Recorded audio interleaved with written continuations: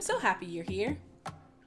Welcome to Chai Beauty, where I get to share my thoughts, my dreams, my aspirations, my visions for the future. And guess what? You get to be along for this journey because we are in this together.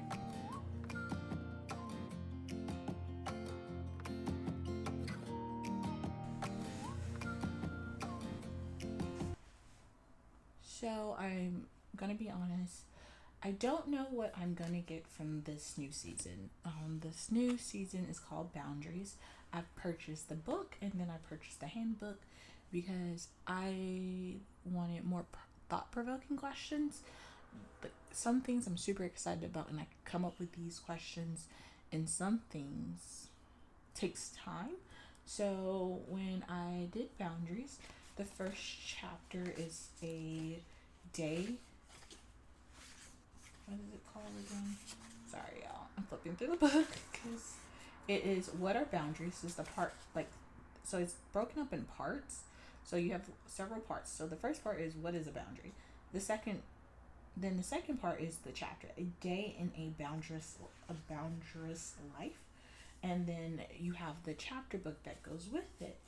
And the high level is we're reading about a character, and she goes through her life and from 6 a.m.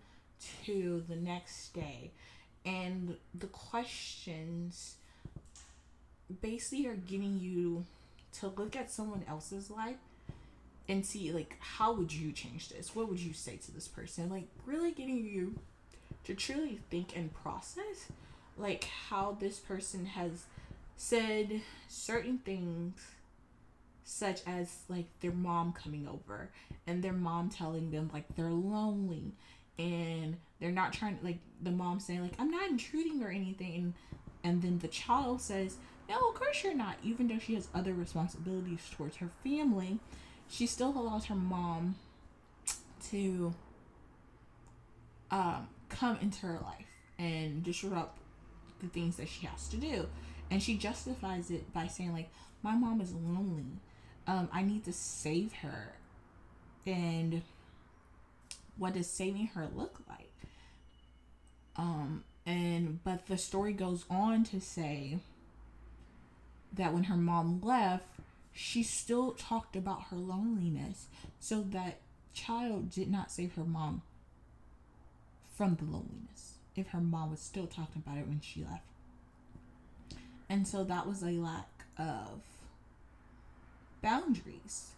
And how would we have given that advice to that character and said, hey, you still have other priorities, so you should tell your mom you have other priorities, right?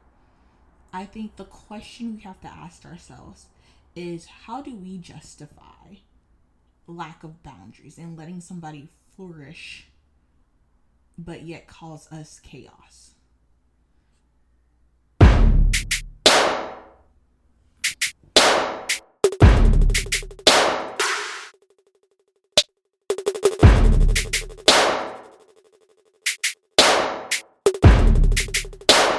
With getting us ready for that character, it asks us in the handbook several questions, but I decided the one I wanted to talk about is the questions list in the introduction and below reflects some of the confusion Christians may have about boundaries. So the questions are, can I set limits and still be a loving person? What are legit boundaries? What if someone is upset or hurt by my boundaries? How do I answer some with my love, time, energy, or money? Why do I feel guilty or afraid when I consider setting boundaries? How do boundaries relate to mutual submission in marriage? Aren't boundaries selfish? Is it difficult for me to hear no from other people?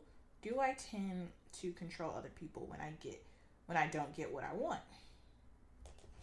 And so when it came to those questions, they really had me thinking, because can I set a boundary and still be a loving person? Absolutely.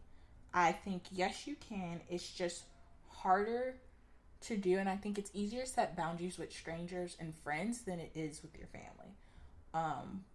So that's what I think about that question. what are legit boundaries? It depends on the situation. I can't. I'm not everyone and everything, but depending on how people respond to what I'm saying and how what I'm saying, and then if they respond in a way that isn't appropriate or just for me, I then have to come in and say, hey, the way you did this made me feel this, and so it caused me to now say this to you in my processing. um I do think some people get hurt and upset, but that isn't your responsibility if you know, like, you're not being malicious and trying to manipulate. I do think setting boundaries are very frightful, and sometimes you feel guilty, especially with family members, because this is the way you've operated for a very long time. So, like, when you start setting boundaries or start learning about yourself, people got to get accustomed to the new you. And so that's when you see a lot of relationships change, you get new friends, like a whole bunch of things happen. And I've been in transition for a couple of years. So that transition of setting new boundaries, because I'm learning who I am, I'm learning what I need, not what I want. And needing requires a lot more from you. I don't think boundaries are selfish if you're coming into it with that intent, that good intent.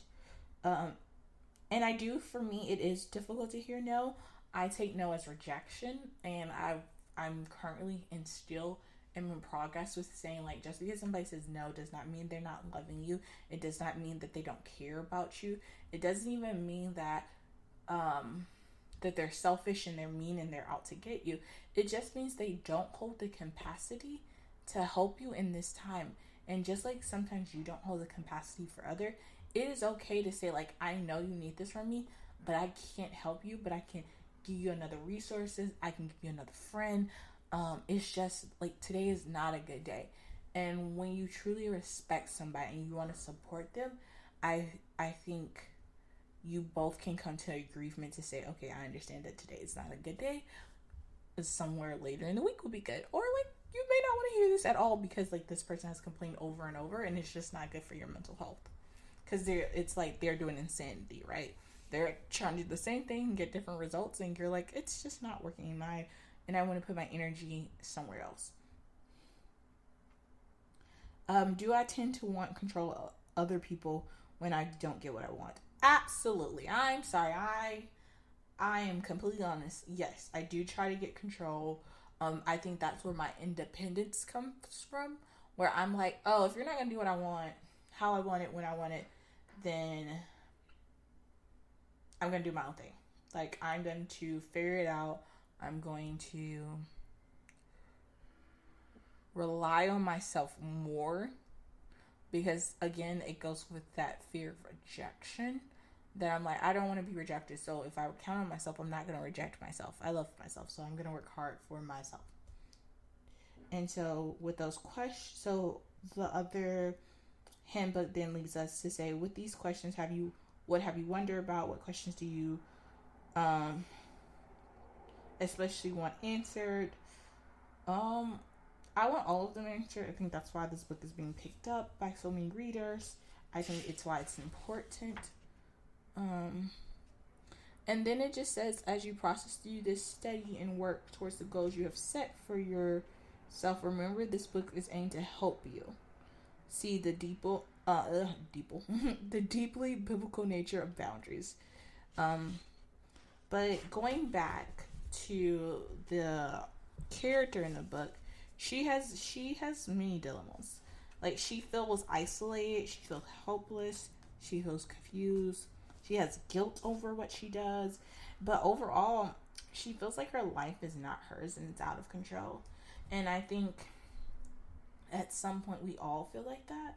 And when people come to our problems, we're like, we can help them. But as we go, I want to encourage you and ask you, have you really looked in the mirror with yourself and figure out what's in your life out of control?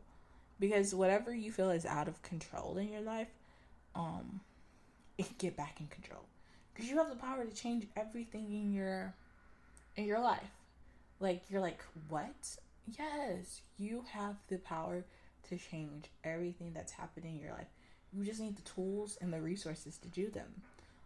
We are in a age where it's like theology and God. We're in an age of Google. We're in the age of knowledge, instant knowledge.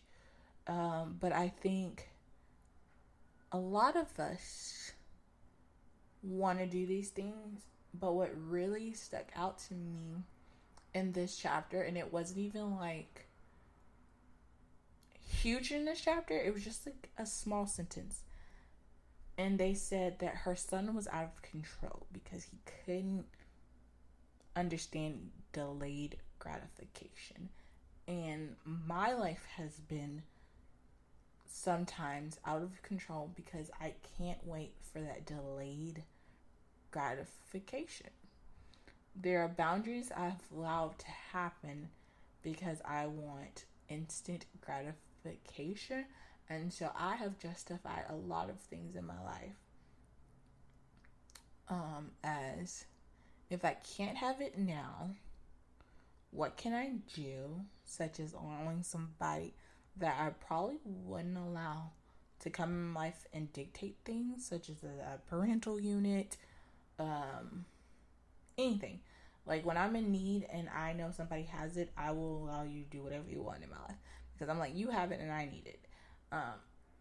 And that's manipulation. And I think the entire world works at manipulation. It's like, I'm sorry, it is what it is, but it's going to cost you something. And what is that cost? I believe you have to figure out the pros and cons to life. What do you value the most? What are your beliefs? What are your values? For me, I've learned like what is my love language. My love language is I value words of affirmation is probably like my top 3, but my ultimate one is acts of service. Like, if you love me, show me. And because I valued that, when people are just talking to me, I have stricter boundaries with these people because I'm like, that's fluff. I don't really care for fluff. You have to show me. And when someone in my life does acts of service and they don't even ask for anything back, they just do it, it caused me to like be a hedgehog and just pop up from the ground and be like, ooh, what are you doing? How are you doing that? Oh, thank you. Amazing. And so that speaks to me on a different level that our boundary is more open. And I'm in a season of like, is that a good thing? Is that a bad thing for us? Like, how do we know what a boundary is? How do I keep boundaries consistently? Consistency has been an issue for me for a very long time. I'm working on it, y'all. I'm working on it. But overall, like, what does a boundaryless life looks like, and how can I get control of that? And what's the best advice I can give to myself? Because in this season, we're talking about self-love. We're talking about resources. But at the end of the day, you also have to have that growth mindset and be honest with yourself. Because the only person that's having this conversation is you, yourself, and whatever your religious belief is. Or if you count on yourself, you're still having this conversation with self. So I encourage everyone to take a moment and look at what in your life is out of control.